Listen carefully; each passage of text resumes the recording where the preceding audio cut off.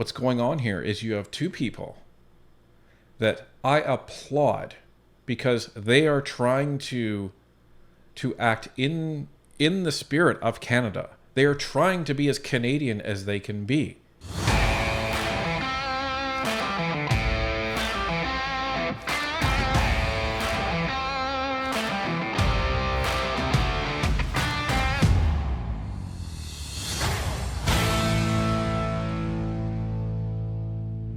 The word on the street is that Justice Og, the judge overseeing the public inquiry into foreign interference, is sealing evidence and protecting witnesses for 99 years. Witnesses with direct information about Beijing's influence on politicians. We have just one question. Is that really what's happening? Let's take a look. So this is the document that has everybody in a uproar. It is a decision document based on something that Justice Hogue has done. So I'm not going to tell you what she has done until the end, but let's just start from the beginning. So this is page 1. So this says, Commission Counsel have applied for an order pursuant to Rule 83 of the Rules of Practice and Procedure with respect to two potential witnesses whom I will refer to as Person B and Person C. In this decision, I explain why I grant the relief sought and permit Commission Counsel to adduce the evidence of Person B and Person C by way of affidavits that will not be disclosed to the participants or the public.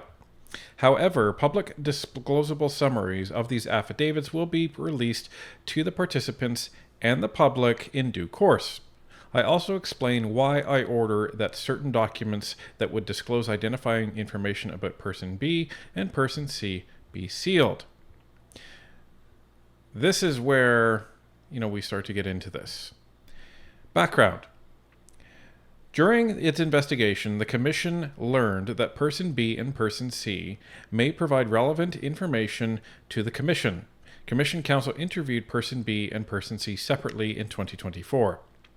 Person B provided Commission Counsel with insight into how the People's Republic of China, or PRC, co-ops and leverages some Chinese-Canadian community associations and politicians of Chinese origin. The information provided by Person B was often first-hand and other times based on second-hand information. Person B expressed fear to the Commission that they would suffer serious repercussions if their identity was revealed. This fear is based, in part, on the fact that the PRC and its United Front Work Department, UFWD, has infiltrated some Chinese-Canadian community associations. Person B explained that if it was discovered that they were the source of this information, they would expect to suffer various negative consequences. This included the loss of their employment, being excluded from their community, and retribution by the PRC. Person B provided additional information to the Commission related to the basis of their fears described above. Person C also provided first-hand information about foreign interference activities by the PRC. Person C expressed fear of serious repercussions if their identity was revealed. These repercussions included threats to their safety, intimidation, and harassment by PRC officials or sympathetic community members in Canada, and the potential loss of their employment. Following their interviews, Commission Counsel formed the view that Person B and Person C had relevant evidence to provide to the Commission. Commission Counsel also concluded, based on the information provided by Person B and Person C, as well as other information respecting the activities of the PRC, that the fears expressed by Person B and Person C were credible. What does all that mean? Good thing we have somebody here that knows what it means. Not me.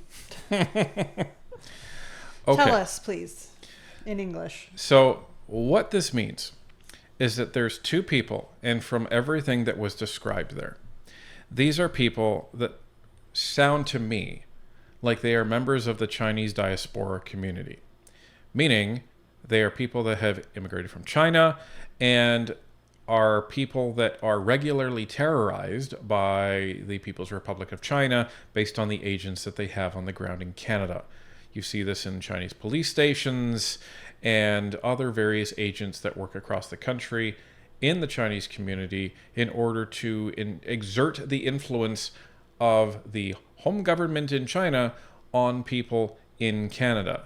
Now, it should be noted that this is not positive influence on people. This is usually threats, as in, you do this or else.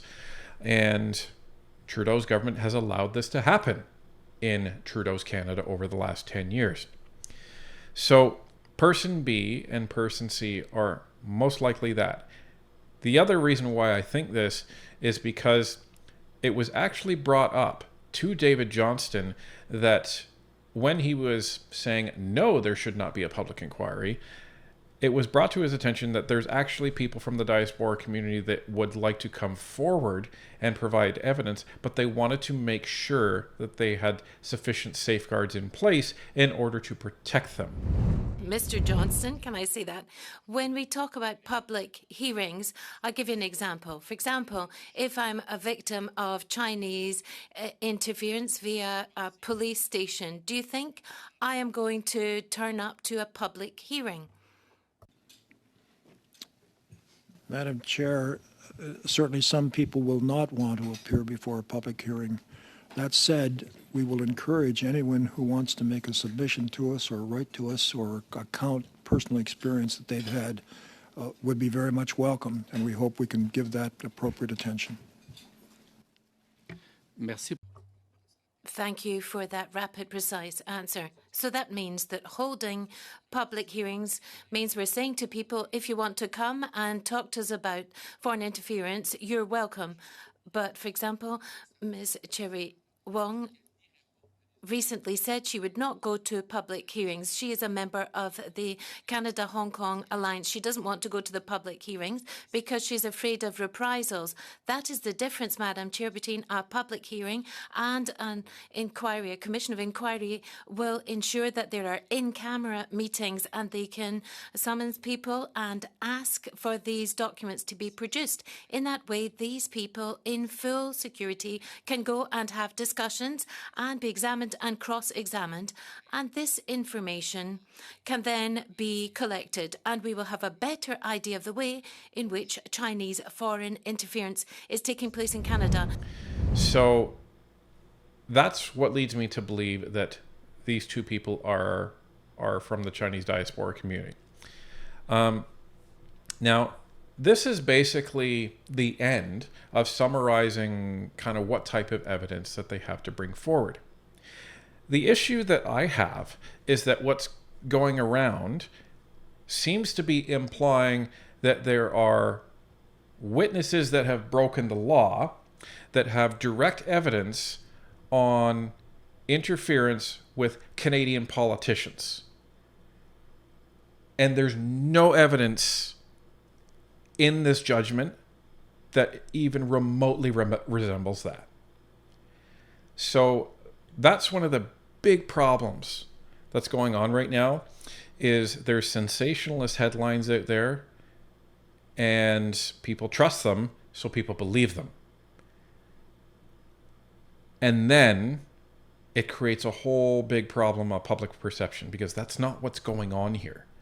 What's going on here is you have two people that I applaud because they are trying to act in the spirit of Canada. They are trying to be as Canadian as they can be in fighting foreign interference and coming forward and providing extremely relevant information. And the commission examined what they may be bringing forward and found that yes, that is going to be very valuable information. But they also reviewed, as they said at the end, their belief that they were to be in some sort of danger credible, meaning it's likely to happen. So I applaud these people for coming forward. They're risking a lot. They're risking themselves. Who knows if they have families? Who knows if they have families back home in China? We saw that with Michael Chong. So this is the context of which we're now talking about this. Now, and this whole decision and justification and everything that's written in here is basically saying, I'm considering the safety of these individuals, I'm considering the evidence, I'm considering Is it likely that they may be harmed or under threat? That's what all of this writing is for, and it leads to a conclusion. So this is what Justice Hogue is essentially putting together as a report, as a judgment as to what to do with these two people. They want to hear their evidence, but they also want it to be made public as much as possible. And they want those two individuals to remain safe. Right. Because you must do that in order to encourage others to want to come forward as well. So, let's continue. That said, I find that a serious risk to an important public interest exists in this case. As I noted in my decision on anonymous participant in a consultation panel, there is, quote, an important public interest in commissions of inquiry having access to relevant information and perspectives, end quote. Here, I am satisfied by the information contained in the application that the fears expressed by person B and person C are not only credible, but also compelling. In light of other information that the Commission has received about the tactics of the PRC, including transnational repression, I am satisfied that the concerns expressed by person B and person C are reasonable. So what does that mean? That means that not only does Justice Hogue believe that it's, their fears are founded in what might happen, but she believes that they're not only founded, but they're extremely likely to happen, and it's going to have a huge impact on them. She also goes on to say that given the People's Republic of China, their reputation for transnational repression, meaning they have no problem reaching back to their own country in order to actually threaten or harm people that are related to these people that are living in Canada. And this is exactly what we saw in Michael Chong's case, where his family back in Hong Kong was threatened. So basically the application that is being brought forward is we want to protect these people and we want to keep them anonymous. At this point, I would, ask, can you blame them? I am also satisfied that without measures to protect the identities of person B and person C, the Commission would not have access to the information that they would provide. The information in question is of a character that makes it highly relevant to the Commission's work. So, what does that mean? What that means is Justice Hogue is stating that if they didn't provide certain guarantees to these witnesses, the witnesses would not give up information that would be highly relevant to the public inquiry in how to combat foreign interference so they understand what's going on. That's what that means. I am also satisfied that the measures proposed by Commission Counsel are necessary in the sense that lesser measures could not adequately prevent the risk identified above. I am making the following orders. The evidence of person B and person C may be filed with the Commission by way of affidavit, which shall not be disclosed to the participants or the public, but may be considered by the Commission. B.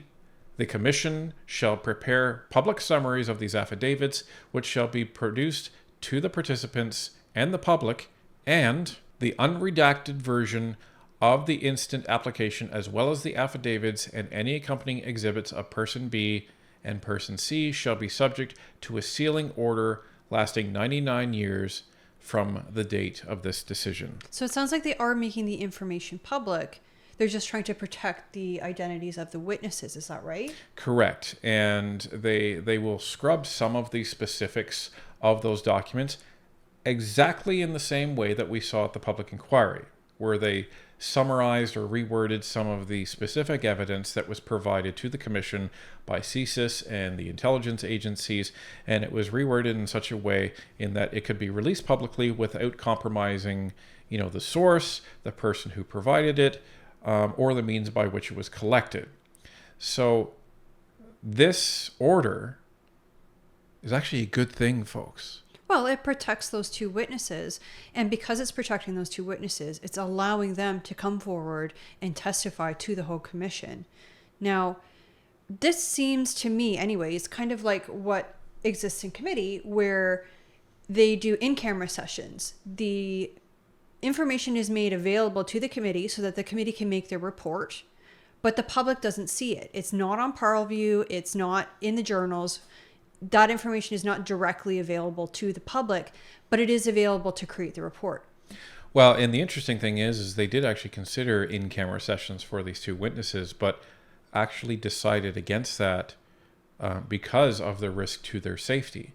So that's why they decided on sworn affidavits. So they were at much less risk of being discovered from the operatives of the PRC in China. But let's just think about this for a second, folks. You have people living in Canada that have immigrated to Canada, set up a new life for themselves, and they're scared to come forward to provide evidence because of operatives that are in Canada from their old oppressive country.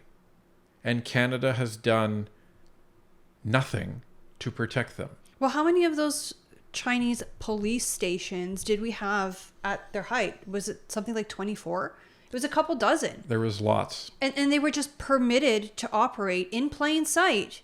And most Canadians didn't even know about them. Now, for those that don't know about the Chinese police stations, it wasn't a big building that said Police China on them, because that's kind of the image that it conjures up. The Chinese police stations are run out of it's almost like a mafia type of a setup. Yeah, it's like a front. Right. It's like, Bob's convenience store, but it's actually a front, and in the back is where they decide on their surveillance and collect their reports and then report back to the PRC. And they have different avenues to do that. So this is what's been going on. So I hope people take this for what it really is. Again, there's a lot of sensationalist headlines going on there on the internet, and you have to be careful of what you believe. This request has come by way of the Commission Council, by way of the witnesses themselves, and witnesses that are coming forward providing intelligence and information on foreign interference in the hope that something will be done to stop it from happening so that they can finally live a peaceful life without this overarching threat over them or potential relatives back home. All they want is to be safe. So you have to ask, can you blame them?